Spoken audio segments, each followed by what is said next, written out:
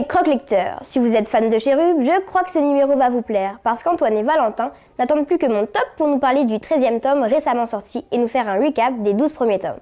Sinon, pas de panique, la mise en bouche est là. 4 livres que 2 nouvelles recrues viendront nous présenter constituent l'agenda de février. Pas mal, non?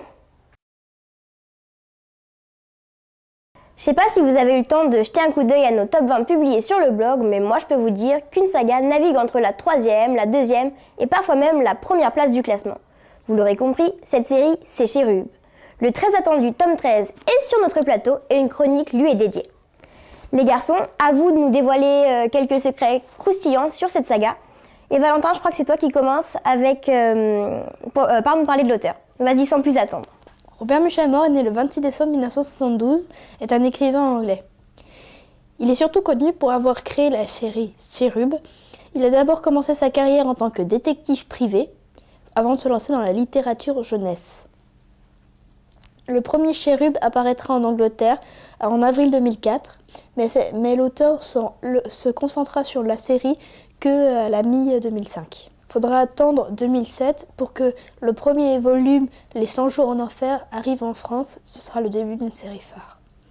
Pour plus d'infos, rendez-vous sur l'excellent site officiel en français www.cherubcampus.fr. Il est possible de découvrir les premiers chapitres des dernières parutions, mais également l'annonce de la sortie des bandes dessinées en avril 2012. En plus de goodies comme des fonds d'écran, des badges, vous pourrez lire, ici les petits goodies, vous pourrez lire aussi le chapitre 27 du premier tome. Enfin, dans la partie saison, vous pourrez retrouver un petit jeu amusant où vous incarnerez un agent de Cherub. Valentin, un petit résumé des 12 premiers tomes serait le bienvenu. La série Cherub porte le nom d'une organisation secrète qui forme des agents de 10 à 17 ans. Elle fonctionne sur le principe que les enfants sont insoupçonnables dans certaines missions que les adultes ne pourraient pas réussir. Le lecteur suit donc les aventures d'un adolescent, James Adam. Il est orphelin de père et sa mère est morte noyée dans l'alcool. Il est incorporé à Cherub avec sa sœur pour intégrer cette élite. Il passe le test des 100 jours d'entraînement où les examinateurs testent leur qualité physique et psychologique pour déterminer s'ils sont au niveau requis pour devenir des agents opérationnels. Selon les règles mises au point par Charles Anderson, le créateur de l'organisation, il faut un niveau intellectuel élevé, c'est le cas de James. Dans les 12 premiers volumes, ils exécuteront de nombreuses missions. Par exemple, dans le tome 2, James doit démanteler un trafic de drogue. Dans Chute libre, le 4e volume de la série, ils doivent déjouer un complot criminel. De plus, dans le volume 10, ils partent aux États-Unis pour détrousser les casinos grâce à la technique que Karamazov lui a enseignée. À chaque nouveau roman, le héros se retrouve dans un nouvel environnement face à des ennemis différents. Le seul lien entre tous les volumes, c'est la chasse au groupe terroriste Sauver la Terre.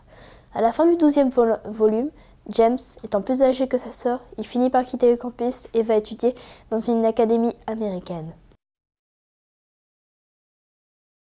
Et Antoine, en ce qui concerne le 13e tome récemment sorti?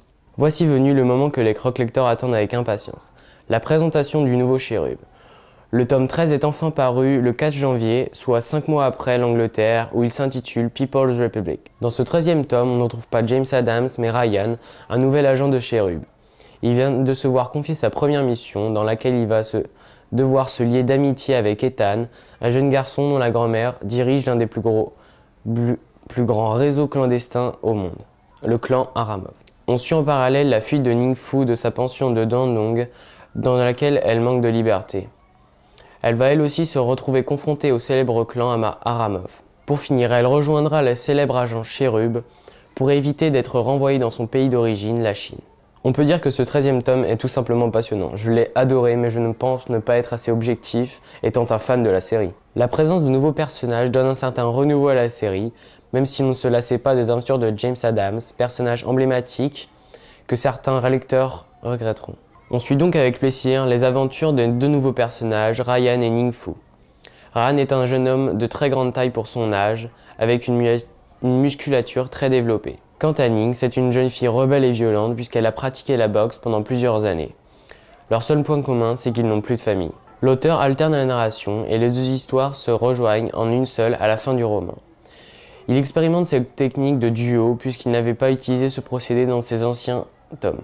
Il met également une touche de diversité en introduisant un caractère international à l'histoire avec une jeune chinoise, Ning. L'atmosphère est prenante avec toujours autant de suspense. Je trouve que ce livre est très réaliste avec les grands réseaux de trafic d'armes et autres objets illicites ainsi que leurs pratiques dignes de grands malfrats.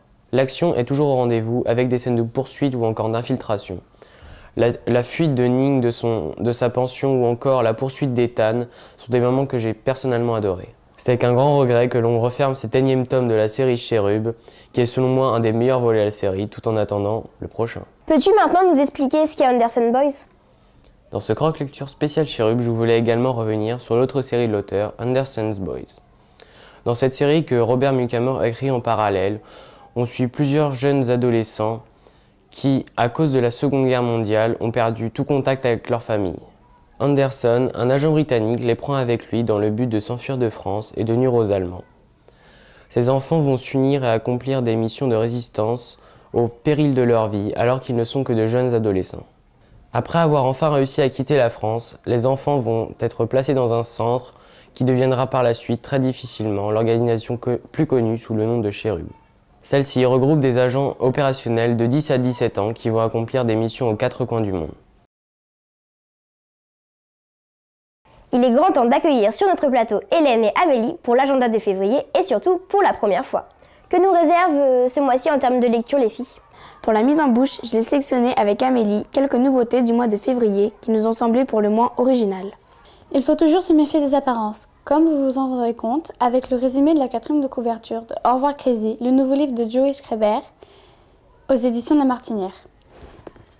La famille de Perry Stormer a accueilli une étudiante lituanienne, mais la déception est grande pour le garçon qui se voyait déjà passer sa dernière année de lycée en compagnie d'un top modèle d'Europe de l'Est. En effet, Gobija Zaskauskas est très réservé, un peu bizarre, pas très joli, et en plus, Perry doit l'emmener au bal de fin d'année. Mais lors de cette soirée, la jeune fille au père se révèle sous un autre jour. Elle s'amuse et danse de manière sexy. Et voici même qu'en pleine boîte de nuit, elle tue un homme de sang-froid. Car Gobi est en réalité Suzanne, une tueuse à gages en mission à New York. Je vais vous présenter le 5e tome d'une série relatant la vie d'une jeune adolescente écrite par Indiana Desjardins. Vous l'avez compris, il s'agit de la série venue du Québec, le journal d'Aurélie Laflamme. Depuis qu'elle sort avec le garçon le plus populaire du collège, la vie d'Aurélie est complètement chamboulée. Adieu la gaffeuse que tout le monde regardait bizarrement. Elle devient carrément la fille la plus cool du bahut et on l'invite à toutes les soirées. Mais entretenir une relation n'est pas de tout repos. Elle passe tellement de temps avec ses nouveaux amis qu'elle en oublie presque sa meilleure copine Kat. Et celle-ci ne se gêne pas pour lui signifier son mécontentement. Par-dessus le marché, on lui rapporte que Nicolas, son ex, sera encore amoureux d'elle. Finalement, ce n'est pas si simple d'être en haut de l'affiche. On ne choisit pas toujours son destin. En tout cas, Elisa, l'héroïne du roman de Ray Carson, La fille de Braise et de Ronce, ne l'a pas choisi. Voici un petit aperçu de ce livre alléchant. À 16 ans, Elisa est devenue malgré elle l'élue et l'unique porteuse de la pierre sacrée. Bien qu'elle porte le joyau à son nombril, signe qu'elle a été choisie pour une destinée hors norme, la princesse Elisa a déçu les attentes de son peuple. La population de son royaume ne voit en elle qu'une jeune fille paresseuse, inutile et enveloppée. Le jour de ses 16 ans, son père l'envoie dans un lointain royaume afin de retrouver son futur mari. Un bel homme de 20 ans son aîné. Mais ce dernier refuse finalement de la reconnaître comme sa femme. Dévastée par la tristesse, Elisa décide alors de prendre son destin en main et découvrir quelle est sa mission. Et enfin, voici le dernier livre de Joe Witek qui s'intitule Peur Express. L'auteur y parle d'un train fou, de passagers terrifiés et de 6 adolescents courageux essayant d'y remédier. Un 22 décembre, un TGV tombe en panne sur un viaduc en pleine tempête de neige. Parmi les passagers, 6 adolescents, qui ne se connaissent pas, sont alors sujets à des phénomènes étranges, hallucinations, visions de personnes décédées, voix harcelantes, prétendue apparition d'un vampire. Le contrôleur est agressé physiquement par l'un d'eux, tandis qu'un autre menace des voyageurs avec un couteau pour une simple bouteille d'eau. La voiture-bar sera même dégradée par un incendie. Acte de vandalisme prétéré par une bande organisée, comme le prétendra la presse, ou bien fait réel mais inexplicable, défiant la logique et l'entendement. Pourquoi dans ce train et cette nuit-là? Que s'est-il passé pour que des jeunes gens aient été tous terrifiés à ce point? Quel lien mystérieux les unit entre eux? Nous espérons que tous ces livres vous attireront. Il ne vous reste plus qu'à les découvrir. Bon appétit et bonne lecture au croque-lecteur. Délicieux! Les filles ont fait leurs preuves. Prochaine émission après les vacances spéciale Michael Morpurgo. Et si vous ne le connaissez pas, attendez vendredi 9 mars, je me ferai un plaisir de vous le présenter. Bisous!